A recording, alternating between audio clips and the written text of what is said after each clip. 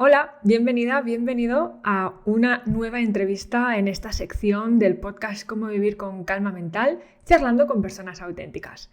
Esta semana me hace mucha ilusión el invitado que tenemos porque, bueno, es compañero de profesión, por así decirlo. Él es uno de los grandes referentes del mindfulness en España y me apetecía mucho poder hablar con él, se presentó la oportunidad y quise aprovecharla. Te cuento un poco. De quien te estoy hablando es de Andrés Martín Asuero. Te cuento un poco quién es, qué es lo que hace. Verás, Andrés es licenciado en Ciencias por la Universidad de Navarra, máster en Administración de Empresas por la Universidad de Deusto, diplomado en Gestión Internacional de Empresas por INSEAD de Francia, doctor en Psicología por la Universidad Autónoma de Barcelona y durante 17 años trabajó en empresas internacionales con distintos cargos directivos. Posteriormente, en un momento clave en su vida, se formó en el Centro Médico de la Universidad de Massachusetts como instructor certificado en Mindfulness MBSR y de hecho fue Andrés quien introdujo el programa MBSR nacido de Jon Kabat-Zinn aquí en España, ¿no? Y todavía hoy imparte cursos de formación en el Instituto Mindfulness de Barcelona, del que es fundador y director.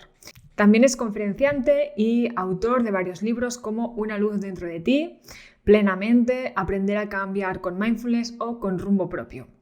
Y es uno de los profesores expertos que lideran Diana, que es el proyecto colaborativo entre Amazon y Grupo Planeta sobre meditación, mindfulness y gestión emocional. Me apetecía muchísimo, como te digo, compartir un ratito con un compañero de profesión, así que bienvenido Andrés y un placer tenerte aquí. Un placer, Alba, y tengo mucho interés en tener esta conversación y conocer un poco más de lo que vamos a hablar hoy. Claro que sí. Bueno, viendo un poquito tu recorrido, se hace como muy evidente que hay como un momento clave en el que cambia el rumbo de tu vida. Ujú. Y así que lo que primero me nace preguntarte es cómo llegó mindfulness a tu vida, si es que nació a través de una crisis vital. Sí, sí, sí. Bueno, de hecho, mindfulness es el resultado de varias crisis vitales. Vale. Digamos que mi primera crisis vital fue una crisis de pareja que me dejó completamente desarbolado y entonces apareció la meditación. Esto estoy hablando del año 92. Vale. Y entonces me fui a un retiro de meditación con un lama budista. Eh, Esto era una aventura entonces. Y estuve 7 días y volví transformado. Ostras. Yo era directivo de una multinacional, pero descubrí un mundo nuevo. Sí es verdad que mi madre de niño ya hacía meditación y en mi casa se hablaba de estas cosas, pero yo entonces descubrí realmente el efecto que tenía un entrenamiento de la mente. Y desde entonces no me he separado desde la meditación.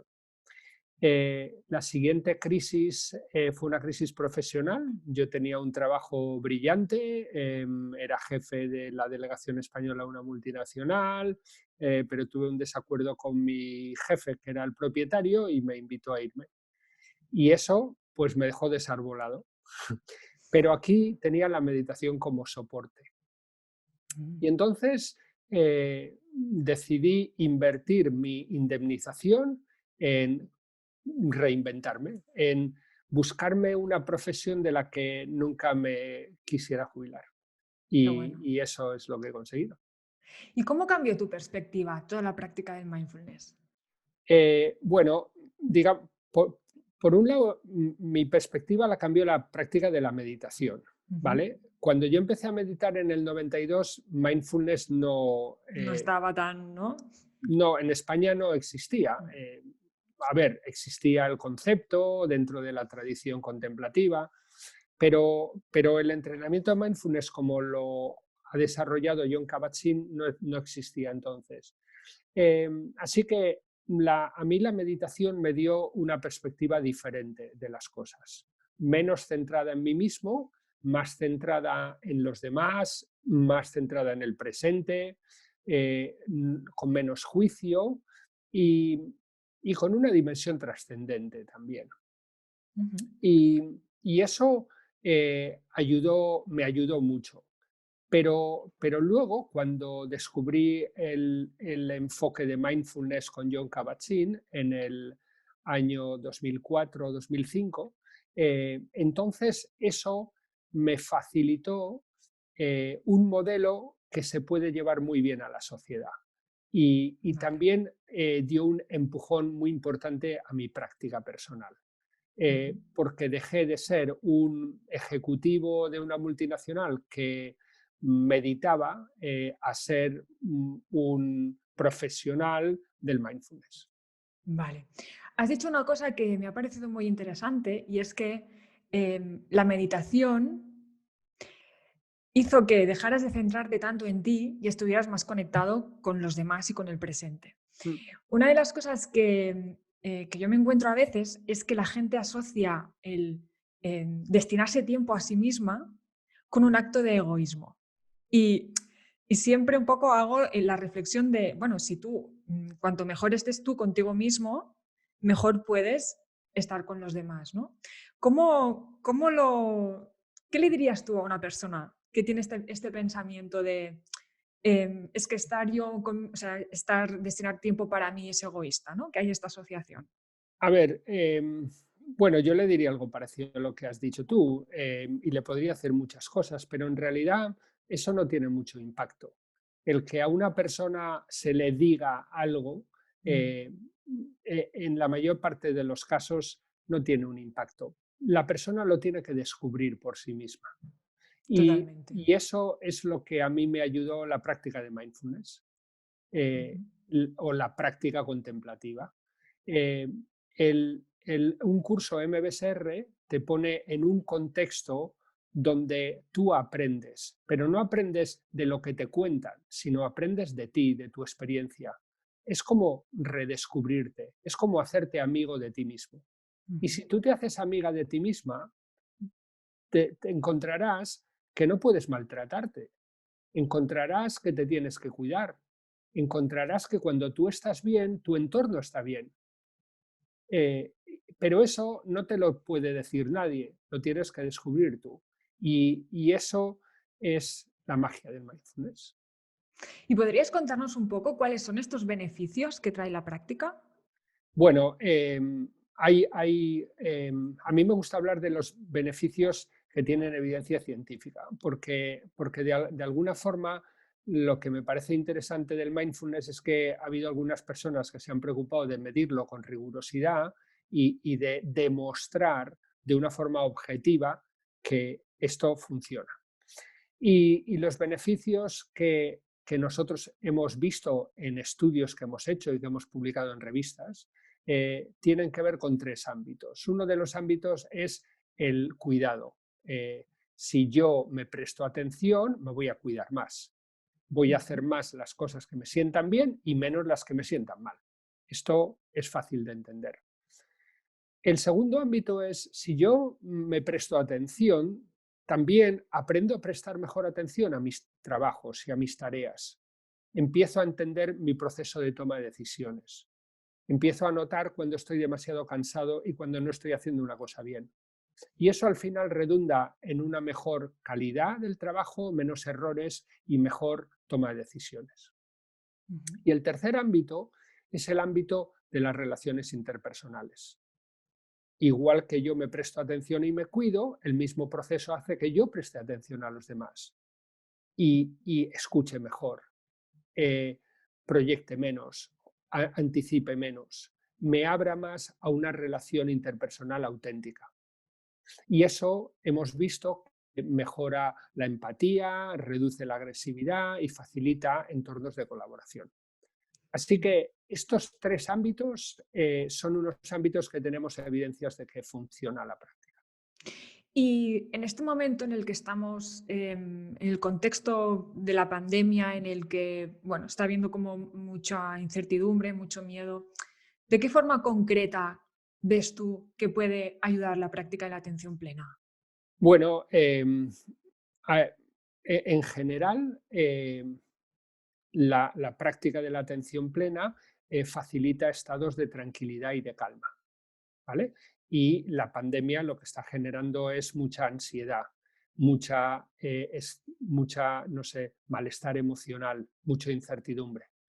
Así que el encontrar estados de calma y de tranquilidad tiene, por un lado, la ventaja que reduce el malestar y, por el otro lado, permite tomar mejores decisiones. No tomamos buenas decisiones cuando estamos ansiosos o cuando tenemos momentos de intranquilidad. Ujú. Así que ese sería un ejemplo. Otro de los ejemplos tiene que ver con el descanso y cuidarse. Es decir, la práctica de la atención plena facilita el descanso. eh, la meditación de alguna forma te permite quitarte la basura emocional que has ido acumulando durante el día. También reduce comportamientos reactivos, es decir, que es más fácil tener hábitos saludables en la alimentación, el ejercicio físico y las horas de descanso cuando hay un hábito de práctica. Porque ese hábito de práctica lo que hace es, otra vez volvemos a calmar y desde una mente más calmada sabemos lo que nos conviene. Así que ese sería, no lo sé, el principal beneficio que tiene para todas las personas que lo están practicando. ¿Cómo conectas esto con la capacidad de resiliencia, que es algo que tú trabajas activamente en Diana? Bueno, la resiliencia es la capacidad de manejarse en la adversidad, la capacidad de tomar buenas decisiones, de cuidarse en la adversidad, la capacidad de funcionar en un entorno de incertidumbre. Entonces, para mí, la resiliencia pasa por tomar conciencia de dónde está una persona y poder recuperar su centro, su equilibrio, su armonía y desde ahí gestionar esa situación que está ocurriendo. Es decir, que para mí la resiliencia es un resultado directo de una práctica de mindfulness. Por eso el programa de mindfulness que más éxito tiene y que tiene ya 40 años es el programa MBSR de reducción de estrés basado en mindfulness, que en realidad es un programa de resiliencia. Y Ujú. es lo que he llevado a Diana un poco condensado en el formato de Diana. Vale. ¿Y cómo lo trabajas? En Diana, ¿eh? ¿Nos podrías dar 4 pinceladas? ¿Cómo lo has Eh, planteado? Bueno, hay un componente para mí cognitivo que tiene que ver con entender lo que está pasando. ¿Sí? Vale. Ujú. No lo que está pasando fuera, sino lo que me está pasando a mí. ¿Cómo estoy yo viviendo determinada situación de crisis? En- Eso es importante, porque hay que normalizar que es difícil gestionar una crisis. ¿Vale? Estoy de acuerdo, A sí. toro pasado es fácil decir, desde fuera es fácil decir, a los demás es fácil decir, pero uno consigo mismo, cuando está ocurriendo, es difícil gestionar una crisis, porque si no, no sería una crisis. ¿Vale? Exacto. Sí, Vale. sí, sí. Punto número uno. Punto número dos, la regulación emocional. La crisis lo que produce es una excitación del sistema límbico. El sistema límbico es como la parte interna del cerebro, ¿vale? Y Ujú. cuando esta parte interna del cerebro se activa porque se percibe una sensación de amenaza, entonces corta la conexión con la corteza prefrontal, que sería como nuestra parte donde tomamos las buenas decisiones. Vale. Y lo que busca es una reacción inmediata a algo. Es como, ¿cómo salgo yo de este problema, peligro, situación que hay? Pero una crisis como la del COVID o una crisis de pareja o una crisis laboral o una crisis de salud no son situaciones de las que uno pueda luchar o huir en términos físicos, sino son situaciones largas donde va a haber que tomar decisiones, donde va a haber que hacer comportamientos que implican el cuidado, donde va a haber que comunicar y comunicarse, donde va a haber que cambiar las prioridades para gestionar lo que está ocurriendo. Entonces, todo este proceso requiere primero de entender y conectar lo que está pasando, regular las emociones y después desarrollar unas habilidades para afrontar esto que están más basadas en el análisis, comunicar y gestionar prioridades. Ujú. En, yo siempre distingo en las crisis como que hay dos componentes, ¿no? Un componente es de cómo me tengo que cuidar en esta situación que siempre se puede hacer, siempre uno puede cuidarse porque las crisis desgastan y lo estamos viendo en el COVID, la crisis desgasta. Y luego hay otro componente de qué es lo que yo puedo hacer. Habrá veces que no se puede hacer nada Hacia afuera te hacia refieres. afuera, pero Ajá, siempre puedo cuidarme. Y habrá vale. veces que puedo hacer algo, pero no siempre hay una ventana de oportunidad para actuar fuera. Y es interesante saber reconocer la ventana y actuar cuando la ventana está abierta, ¿no? ¿Y cuando no hay ventana y te frustra porque no hay ventana? Pues esperar. La paciencia es una forma de la sabiduría. Ujú. Entonces, el frustrarse es una, no sé, es una forma de no querer reconocer las cualidades de la vida tal y como es. Y en la vida hay momentos que hay una oportunidad para algo y momentos que no lo hay. Y la maestría consiste en saber aprovechar los momentos. Mindfulness ayuda entonces, ¿no? En la regulación de la paciencia, en el estar en paz con el Bueno, momento. mindfulness ayuda en la regulación emocional, la paciencia, también la rabia, porque también las crisis generan Ujú. momentos de rabia, momentos de indefensión y de sensación de desamparo, momentos de soledad. Ante todo eso, siempre, yo, yo siempre creo que uno se puede refugiar en sí mismo, aunque sea un rato, y decir, vale, durante este rato todo está bien. Desde el momento que puedo respirar, la mayor parte de mis sistemas biológicos funcionan. Voy a estar con eso un tiempo. Voy a estar respirando. Ujú. Voy a conectar con el amor que hay en mí. Y voy a estar un momento con el amor que hay en mí. Y este momento está bien. Y este momento está bien. Hemos estado haciendo un trabajo de investigación muy interesante con mujeres embarazadas. Ujú. Hemos estado 3 años impartiendo cursos de mindfulness a mamás embarazadas con mucho estrés. ¿Y, ¿Y por qué hacíamos esto? Porque el estrés en el embarazo a partir de cierto punto genera algunos problemas en el desarrollo del bebé. ¿M? Ujú. Problemas en el desarrollo del cerebro, en el desarrollo de los pulmones y algunas otras cosas. Y como no se puede dar medicinas para reducir el estrés, porque también afectarían al desarrollo del bebé, pues esas mamás no tienen más solución que la de coger la baja. Pero coger la baja no siempre es una alternativa, porque hay algunas que no trabajan y otras porque tienen más estrés en su casa que trabajando. Claro. Con lo cual, la medicina no tiene una buena solución. Y después de hacer veintitantos grupos, es decir, más de 400 mujeres han pasado por el programa de reducción de estrés, podemos asegurar que tiene un impacto positivo en la mamá y en el bebé. ¿M? Eh, Muy interesante. y vamos a publicar cosas muy interesantes de esto, pero ahora tenemos los datos embargados porque el proceso de publicación científico requiere que los datos estén guardados un poco hasta que se puedan revisar. Vale. Pero, ¿por qué decía esto? Porque en el proceso de gestación también es un proceso que es difícil de gestionar y hay momentos de incomodidad, momentos de dolor, sobre todo en el parto, ¿no? Pero no es todo el tiempo dolor. Así que en los momentos que no hay dolor, enseñábamos a las mamás a que se prepararan aprovechando esos momentos que no hay dolor y que se recuperaran ahí, ¿no? Ujú. Así que A través, entiendo, de la conciencia corporal, de la respiración. sí, técnicas de mindfulness también Ujú. adaptadas a las mujeres embarazadas y a sus bebés, ¿no? Muy interesante. Y a la relación del vínculo con el bebé. Ujú. Una de las cosas de las que hemos hablado precisamente, y que ha puesto como muy de manifiesto todo el tema de la pandemia es la importancia de atender a la salud mental, Sí, ¿no? Que es algo sin como duda. que bueno, que era como que se daba por hecho, pero no, luego realmente no, ¿no? Entonces, ¿qué opinas tú sobre esta necesidad de atenderla? ¿Crees que Bueno, como sociedad le damos la suficiente importancia? A ver, no lo sé.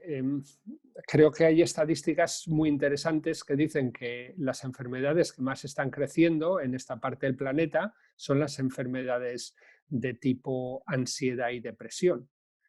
Vale, ahora también tenemos el COVID, ¿vale? El COVID, pero si quitamos el COVID, que es una enfermedad infecciosa que ha entrado en la sociedad hace 9 o 10 meses, aparte de eso, las enfermedades que más estaban creciendo son de tipo mental. Así que creo que el desafío de nuestra sociedad está más en las enfermedades mentales, lo cual también indica que hemos tenido mucho éxito tratando las enfermedades físicas hasta llegar el COVID.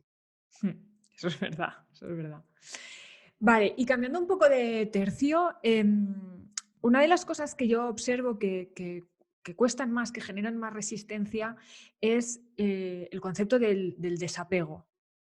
Desapego a las emociones, ¿no? Desapego a situaciones y demás. Entonces, te quería preguntar a ti como experto, ¿cómo conectas esta capacidad de resiliencia con el desapego? ¿Cuál es el papel que tiene mindfulness? ¿Cómo nos puede ayudar a desapegarnos?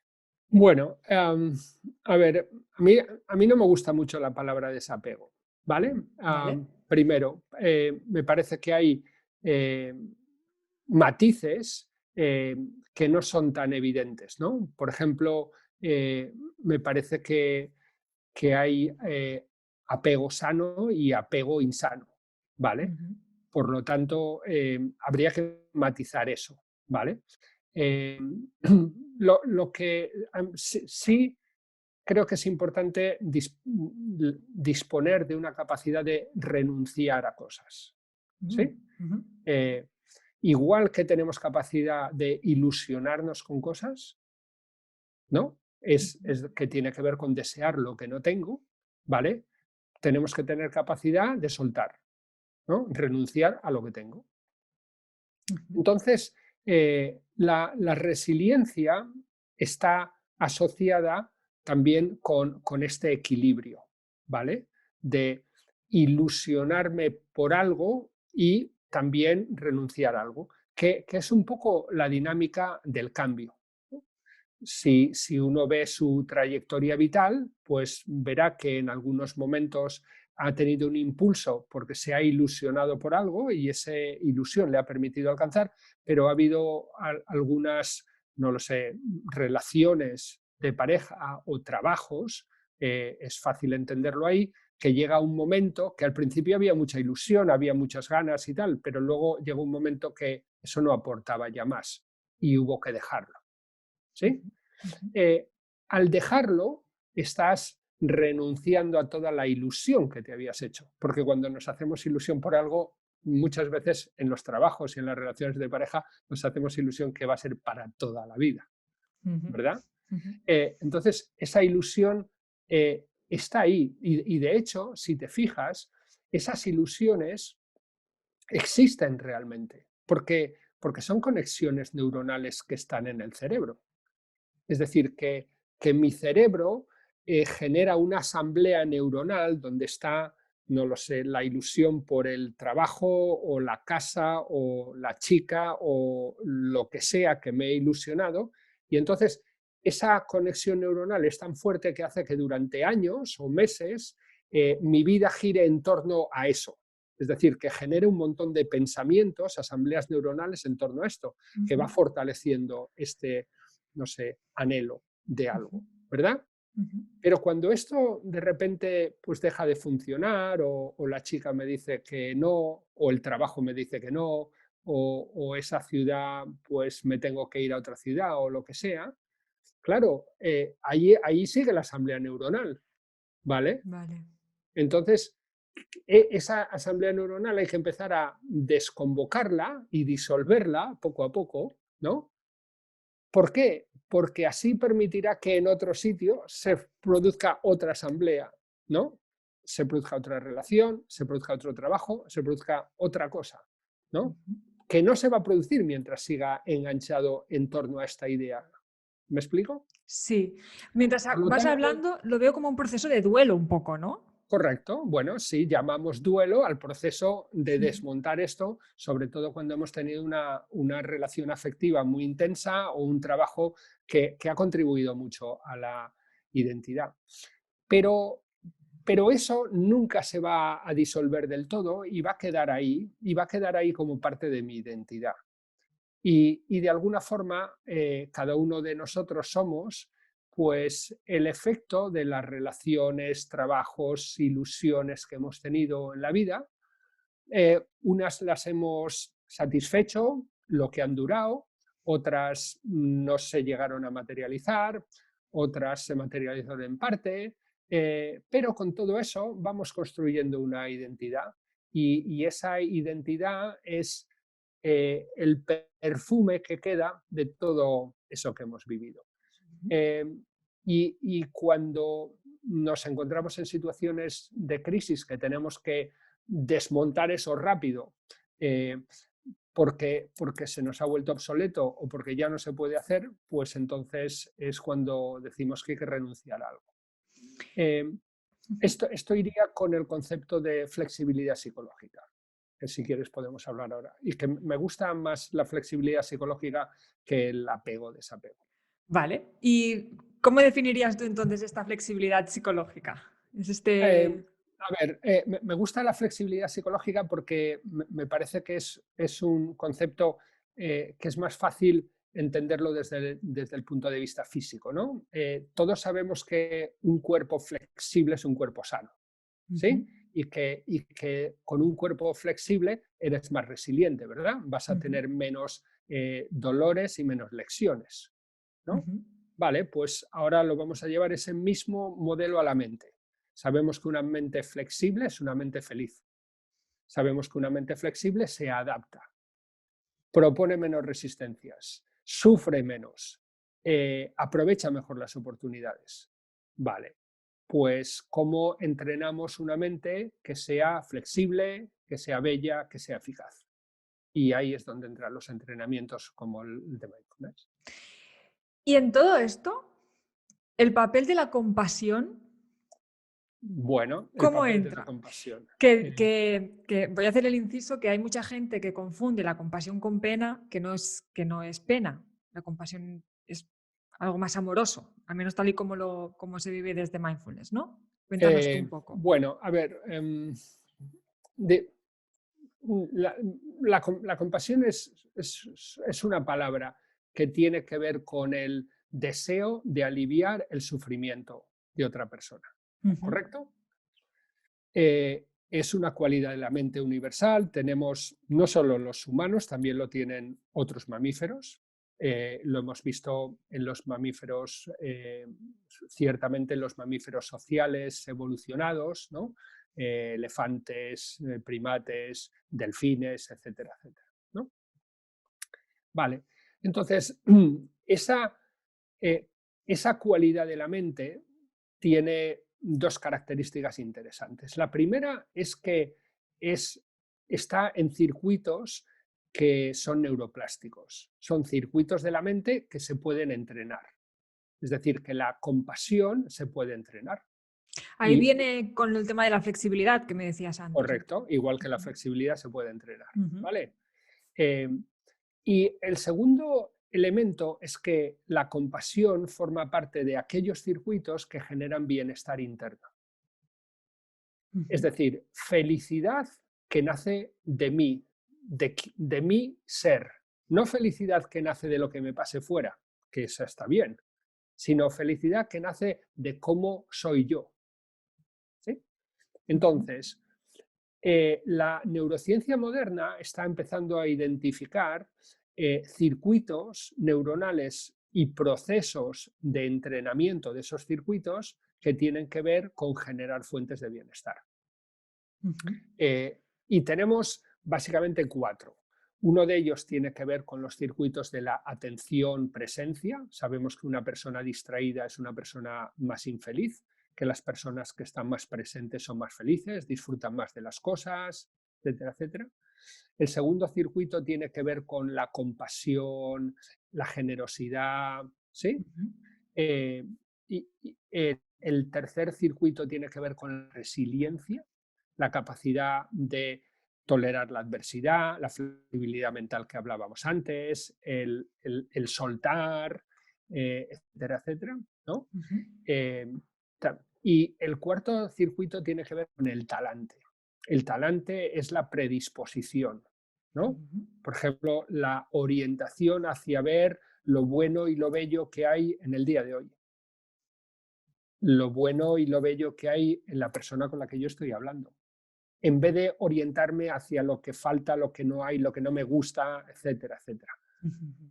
Eh, entonces, estos cuatro circuitos actúan como motores del bienestar interno y al ser neuroplásticos los podemos entrenar. Y eso nos lleva a una idea muy potente, que es que la felicidad se puede entrenar. ¿Y esto se decide? Es decir, porque claro, ahora cuando hablabas, ¿no? Del fijarte en lo bello que hay en este momento, si vamos un poco a la raíz, parte un poco de la decisión propia, ¿no? El Bueno, talante es decisivo, o sea, ¿no? si no, ¿de dónde va a nacer? Vale, por lo tanto, la felicidad es algo que tú puedes decidir cultivar, ¿no? Bueno, aquí vamos, yo soy biólogo, entonces los biólogos al final en muchas de las conversaciones acabamos en el dilema de la genética y el ambiente, ¿vale? Ujú, Eh, eh, entonces, hay estos cuatro motores que te he explicado, eh, puedes tener un mayor desarrollo genético. ¿Sí? Es decir, que tú vale. puedes venir a este mundo con un mejor talante, más resiliente, más amorosa y más presente, o menos. ¿Vale? Ujú, Pero también puede que nazcas en una familia donde esos valores se cultivan. Y vale. entonces, de niña, has podido ir adquiriendo eso por imitación, aprendizaje, porque naciste en esa familia. Igual que si naces en una familia que, que eran muy deportistas, pues estarás más expuesta a los deportes, y si naces en una familia que eran muy amantes de la música y que tocaban instrumentos, pues tendrás mejor oído. Ujú, ¿Sí? vale. Bueno, los que no hemos nacido en una familia especial, pues siempre tenemos la oportunidad de entrenar esto de mayores.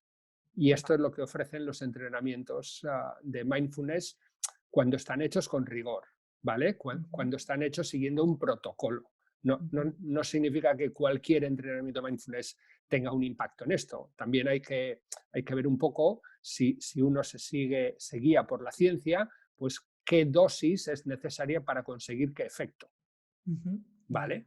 Pero las cosas van un poco por ahí. Y entonces, claro, de niño, ¿por qué cuento esto? Pues porque de niño tú no tomas decisiones, ¿no? Tú naces con una genética y Claro. caes en una familia, pero de mayor empiezas a tomar decisiones. Y, por ejemplo, el tiempo que dedica una persona a escuchar el podcast que tú haces, Ujú, pues lo va a dedicar deliberadamente, ¿no? Si no, se pondrá pues una serie, no lo sé, en Filming, y verá una serie romántica o de acción o de asesinatos. ujú, Y en principio esas son decisiones deliberadas que toma la persona. Al ujú. final, dependiendo a qué dedicas tu tiempo y energía, vas generando tus conexiones neuronales, y eso va conformando un poco pues, tus intereses, tus conversaciones y tu estado emocional. Ujú. Así que sí, hay unas decisiones dentro de este continuo de decisiones que es la vida. Bueno, es fantástico porque si no te viene por genética o por ambiente, siempre lo puedes cultivar. Es decir, el acceso siempre está ahí, ¿no? De una forma o de otra. Así es. Muy bien. A nivel de, hablemos ahora un poquito de todo el tema de las emociones, ¿vale? Bueno, sí, de las emociones. ¿Tú crees, según tu experiencia y acompañando a tanta gente, que sabemos en general relacionarnos con ellas? Mm, Bueno, a ver, sabemos mucho más que nuestros padres, Mm, y, y muchísimo más que nuestros abuelos. Probablemente sepamos menos que nuestros hijos, porque las emociones, tú piensas que las emociones no existían. Era una cosa que estaba mal vista, ¿vale? El decir que una persona era emocional era despectivo. De hecho, eh, a las mujeres siempre se os ha atribuido tener más emocionalidad. Sí, eso es Y, verdad. y fíjate que en España, durante el franquismo, las mujeres no podían llegar a ser juez. Podían ser abogados, pero no podían llegar a ser juez, porque se presuponía que no tenían objetividad. ¿No? Yo, de hecho, descubrí esta historia porque me la contó una de las primeras jueces de este país, que vino a Ostras. un curso de reducción de estrés conmigo, y me contó cómo ella desde niña quería ser juez, pero su padre, que era juez, decía, pero si tú eres una mujer no lo podrás ser, pues estudia abogado, pero olvídate. Y claro, en cuanto la ley se abolió, pues fue la primera en apuntarse a las oposiciones. Ostras. Entonces, eso significa que hemos hecho grandes avances como sociedad en el conocimiento de las emociones. Yo cuando fui al colegio, pues, que era pues, cuando acabó Franco más o menos, pues esto de las emociones no existía. Ahora muchos niños que van a colegios aquí en Barcelona, pues les han hablado de inteligencia emocional, ¿no? Ujú. Así que yo me parece que vamos muy bien en esto, Alba. Vamos muy bien. Yo creo que Ahora, también. todo esto va a llevar su tiempo, lleva su tiempo. Pues ¿por qué? Pues porque es difícil de padres que no tienen inteligencia emocional que enseñen a sus hijos inteligencia emocional. Es difícil que maestros o docentes que no tienen inteligencia emocional lo enseñen Claro, a sus hijos. ahí está el tema, claro. Pero creo que ahora la inteligencia emocional, cualquiera sabe un poco de qué va y las emociones son parte de la ciencia. De hecho, sabemos más o menos la huella que genera en el cerebro unas emociones y otra, con lo que podemos entrenarlas y también sabemos qué entrenamientos regulan mejor emociones que otras. Así que yo estoy contento con esto. ¿Y mindfulness cómo nos puede ayudar a esta gestión emocional? Hombre, a ver, me parece que no hay gestión emocional sin mindfulness. Y Vale. en el sentido que la gestión de cualquier proceso, llámalo emoción o el proceso que quieras, pasa primero por darte cuenta, ¿no? Ujú. Yo he trabajado en la industria y en cualquier tipo de proceso que tú quieras gestionar en la industria, lo primero que tienes que tener es datos, ¿no? Claro. Vale, bueno, pues datos es mindfulness, darse cuenta. Así que el primer paso en la gestión emocional es, vale, darme cuenta hoy, martes, ¿cuál es mi estado emocional en este momento? ¿Cuál es mi estado emocional habitual en un martes o en un día entre semana? ¿Cuál es Ujú. mi estado emocional habitual en el trabajo? Vale. Una vez que empiece a reconocer si estoy normalmente bajo el estado de una emoción o otra o varias, ¿no? Bueno, pues puedo empezar a ver, vale, ¿y por qué? ¿Qué es lo que dispara ese estado emocional? ¿Sí? A lo mejor es un estado emocional deseable, ¿no? Por ejemplo, yo hoy Ujú. estoy contento. Ujú. ¿Vale? Muy bien. Pues, ¿qué es lo que dispara? Pues, no sé, hace sol, estoy teniendo una conversación agradable contigo, Ujú. tengo un día de actividades creativas delante que me gusta, ¿vale? Si estuviera preocupado, pues también podría ver qué es lo que dispara la preocupación en mí. Pues esto, lo otro y tal, ¿vale? Y a partir de aquí, pues empiezo a gestionarlo, pero, pero primero me tengo que dar cuenta. Y luego tengo que darme cuenta de otra cosa, es lo que estoy haciendo para gestionar, ¿está funcionando o no está funcionando? Vale, claro. ¿Vale?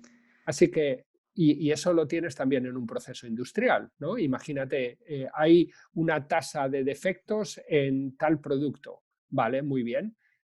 Ahora, pues vamos a cambiar la línea, vamos a hacer esto o lo otro, vamos a cambiar a la persona que hace esto o lo otro, ¿vale? Ahora, tengo que darme cuenta, ¿esto está corrigiendo o no está corrigiendo? ¿En qué porcentaje? ¿Está apareciendo otro problema o no? Así que mindfulness tiene que ver con esa capacidad de darme cuenta de cómo me siento y qué estoy haciendo con lo que me siento. Ujú. Y eso lo hacemos todas las personas. Lo que pasa es que lo hacíamos de forma involuntaria, implícita, con mayor o menor éxito. lo que han hecho los entrenamientos de mindfulness es decirte, a ver, fíjate en esto, y fíjate en esto, y fíjate en esto. Y claro, al poner el foco, mejora mucho el rendimiento. Claro, claro. Es traer la mirada hacia ti, ¿no? O sea, es el volver. Es Claro. traer la mirada hacia ti y también llevar la mirada hacia afuera.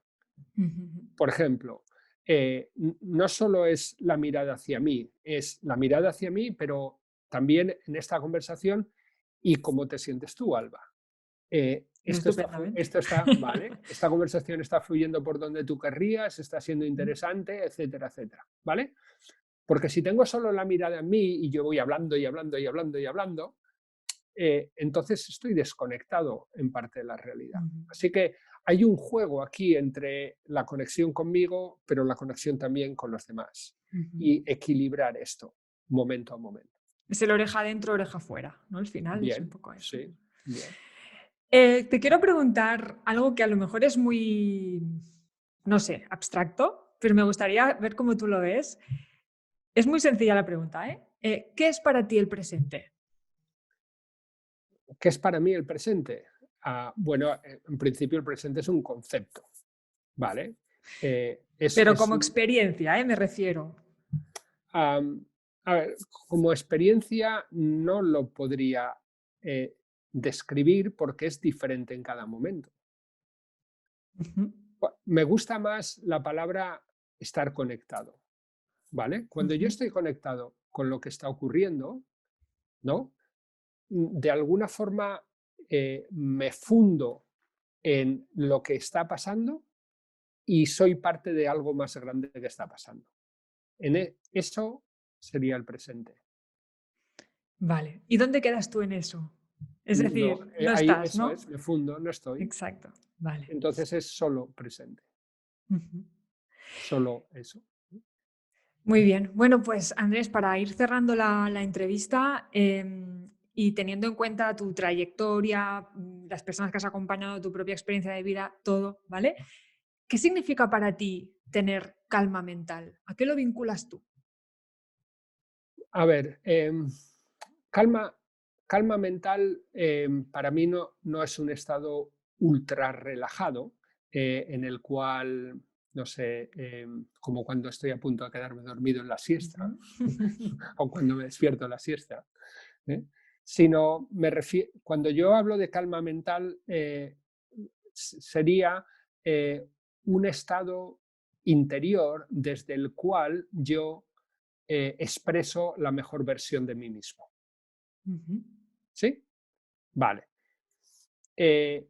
Y si eso lo pusiéramos en un mapa, ¿vale? En este mapa estaría en el centro ese estado de calma mental desde donde yo expreso la mejor versión de mí mismo. Yo lo llamo como estar en la zona, ¿vale?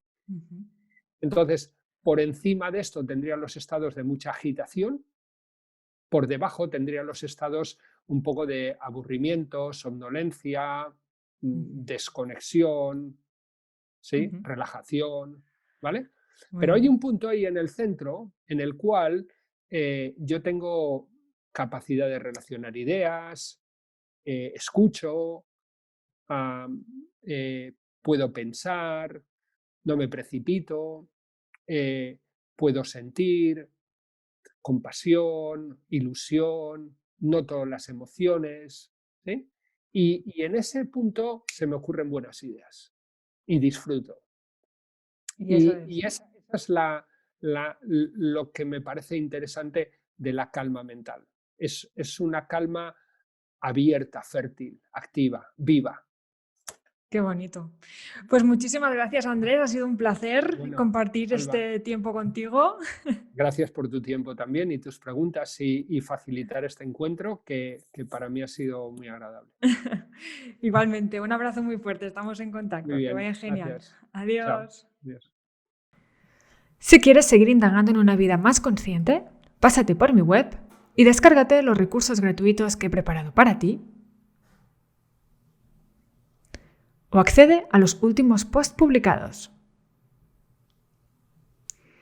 Lo encontrarás todo en albaferrete.com, themindfulroom.com o calmamental.com.